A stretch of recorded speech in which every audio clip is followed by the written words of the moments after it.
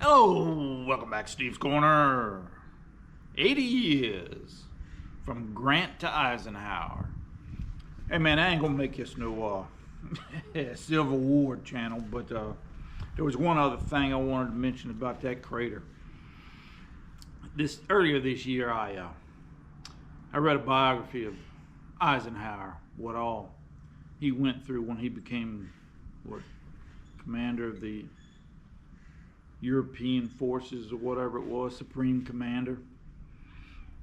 And going out to the crater, that's why I like to go out there. I don't go out there often. I go out there every few years. I'll take a walk out there. But I learn something new every time, or either I relearn something I'd forgotten. And this time, after reading that biography of Eisenhower, I learned how much Grant and Eisenhower were similar in their point of history, let's put it. They were both under a lot of pressure, a lot of political pressure. You know, they had logistical problems. They had what do you call it, information problems, trying to get information against their enemy. You know, they had leadership problems. Man, it was just unreal, the leadership problems they had. And had to get rid of some leaders and get some new ones in, you know, new generals.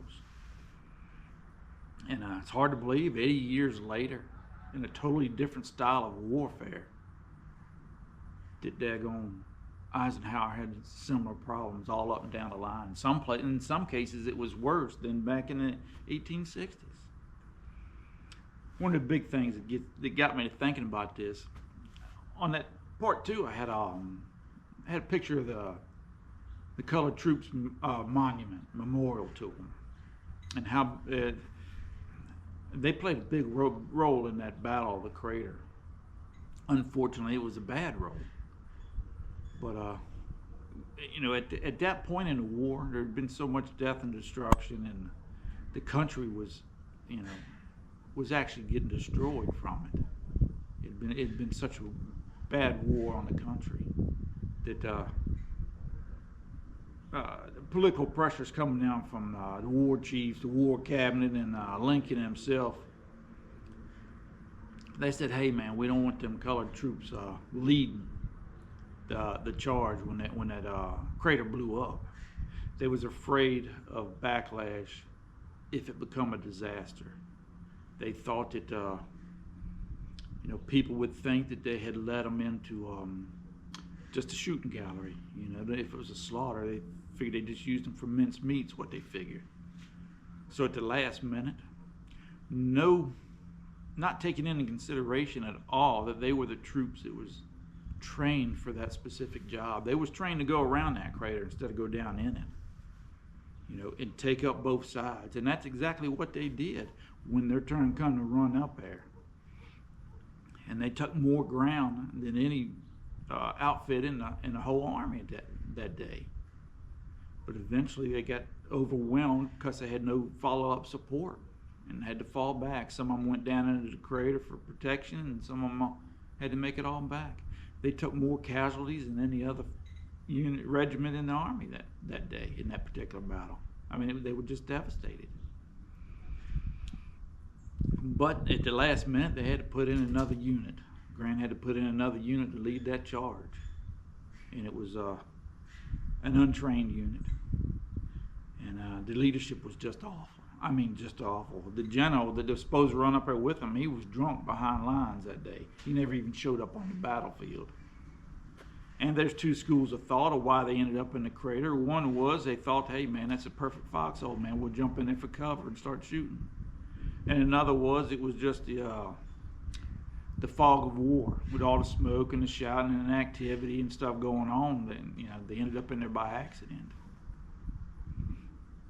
You know, the political pressures that Grant was under to get Richmond done and over with was tremendous.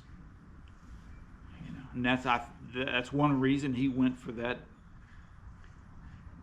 crazy idea of blowing that thing up. It could have worked if they had done it like it was originally planned. The war could have ended so much earlier and saved a lot of people from dying. but it didn't. And the same thing happened for Eisenhower over when he was in charge of the Second War, the European campaign or whatever. You know, he was under pressure from all kinds of people. He had daggone Roosevelt on him. He had daggone Churchill. The Free French were on him because they wanted a piece of everything. They wanted to have a piece of the daggone government when the war was over with. So he couldn't take a step without them suckers. And he had to appease all them suckers. Then he had to get rid of some generals that he didn't think was good enough to do the job, you know. And it's just disheartening today, man. You know, the politicians think they know more about warfare than the daggone generals running it. You know, and they both had big decisions to make, and they didn't need them outside people talking to them, telling them something they didn't have no idea about. You know, but it was amazing. You know, that's what I thought of this time when I was out there at the crater. That's why I like going to them little places. You imagine right here, where I'm sitting right now, 160 years ago, was just swarming with activity. Soldiers all over the place, cannons and everything. This 20-mile stretch from Petersburg to Richmond, man, has seen a lot of the growth of this country over the centuries. And it, you know, sometimes you sit around and it's hard to fathom. Yeah, I don't know. But hey, man, anyways, y'all have a happy Thanksgiving, and I appreciate you watching. Y'all take care of yourselves.